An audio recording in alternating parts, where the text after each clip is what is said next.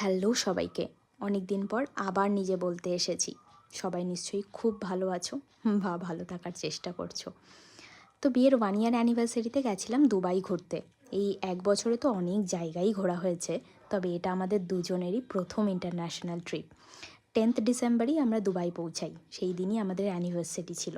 তো পৌঁছে ফ্রেশ হয়ে রেডি হয়েই বেরিয়ে পড়েছিলাম দুজনেই সাদা পরেছিলাম, কারণ আমার আর ওর দুজনেরই সাদা রঙটা ভারী পছন্দের। এই দিন আমরা জাস্ট একটা ক্রুজ ট্যুর রেখেছিলাম, যাতে দুজনেই কোনো হেকটিক প্ল্যান ছাড়া নিজেদের মতন কাটাতে পারি, আর তেমনটাই কাটিয়েছি। এত ম্যাজিক্যাল ছিল সবটা যে দুজনের কলকাতা টু দুবাই জার্নিটা এক নিমেষে গায়েব হয়ে গেছিলো।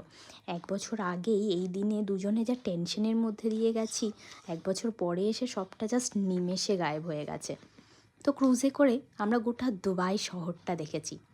দুবাই এইন, দুবাই স্কাইলাইন, কী যে সুন্দর করে ওরা মেনটেন করে রেখেছে, সবটা একদম ছবির মতন। রাতে গেছিলাম ব্লু ওয়াটার ড্রোন শো দেখতে। এত ক্রিয়েটিভলি ড্রোনগুলো শোকেস করেছে, জাস্ট অসাধারণ।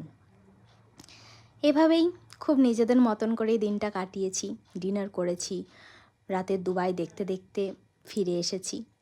তো পরের ভিডিওতে আসছি আবার আমাদের আরও গল্প নিয়ে।